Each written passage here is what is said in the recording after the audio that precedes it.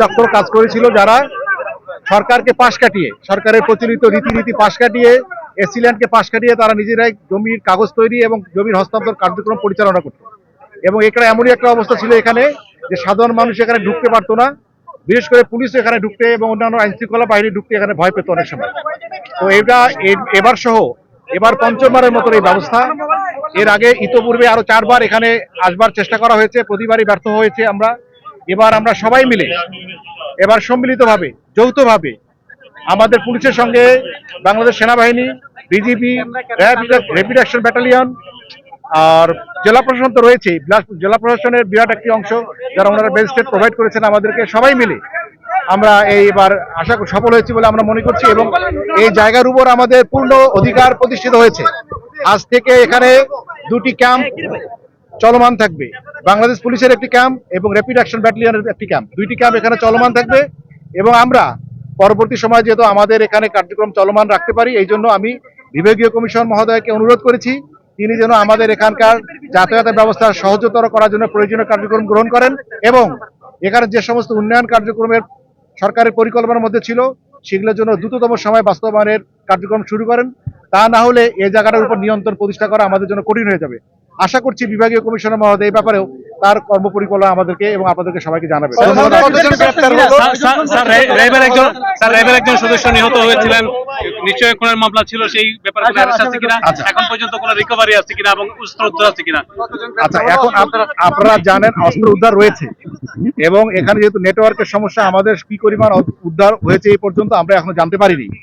তবে এখানে আমাদের মূল উদ্দেশ্য ছিল জায়গার উপর অধিকার প্রতিষ্ঠা করা, আমাদের আধিপত্য প্রতিষ্ঠা করা, এইটা আমরা করতে সক্ষম হয়েছি। আর অস্ত্র উদ্ধারের যে বিষয়টা হচ্ছে, আমরা আজকে কি পরিমাণ অস্ত্র উদ্ধার করতে পারছি জানি না, কিন্তু আমরা যে এখানে অধিকার প্রতিষ্ঠা করতে পারলাম, এটার মাধ্যমে আমরা দ্রুত সময় আরো অস্ত্র উদ্ধার করতে পারবো। আমরা পুরো নিয়ন্ত্রণে আছি। এটা অনেক বড় জায়গা, আপনার কত বড় জায়গা আপনার কল্পনা করতে পারবেন না, কত বড় জায়গা। বডি আটক আছে, বডি আটক আমাদের মতো প্রায় 15 জনের মতো এখন পর্যন্ত জানা আছে, কিন্তু সব অস্ত্র এখন যেহেতু এখন পর্যন্ত এসে পৌঁছায় নাই, আমরা পুরোপুরি বলতে পারছি না।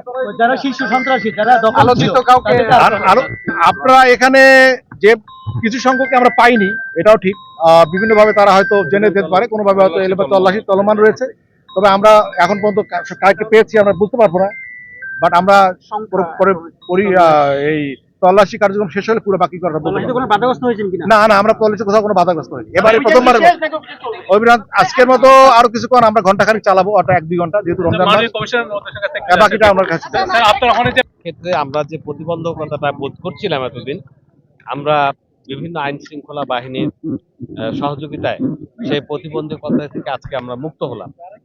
এখন আমরা সরকার যে সমস্ত পরিকল্পনা পূর্বে গ্রহণ করেছিল বা এই এলাকাবাসীর উন্নয়নের জন্য বা চট্টগ্রাম উন্নয়নের জন্য যে সমস্ত পরিকল্পনা ভবিষ্যতেও বাস্তবায়ন করতে যাচ্ছে, সেগুলোর জন্য পথ উন্মুক্ত হলো।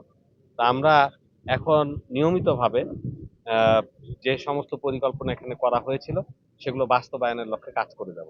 গ্রুপগুলো কি থাকবে? যতদিন দখলদার ছিল এতদিন একদম শহরের সাথে লাগোয়া সিএমপির এলাকা, আপনাদের এলাকা, একটা বড় একটা মাথা ব্যথা ছিল।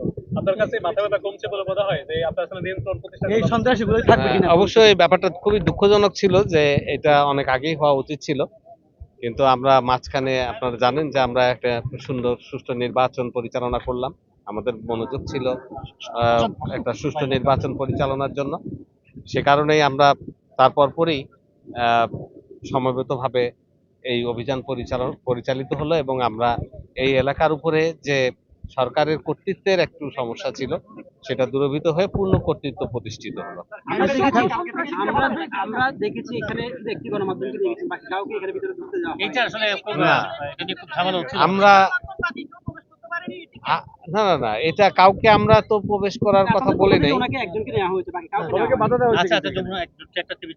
কেউ হয়তো প্রবেশ করে যেতে পারে, কেউ হয়তো চলে যেতে পারে। অনেক সকালবেলা এসেছিলেন, আপনারা তো এত সকালবেলা কেউ আসেননি। না, আমরা আপনারা যদি সকালবেলা আসতে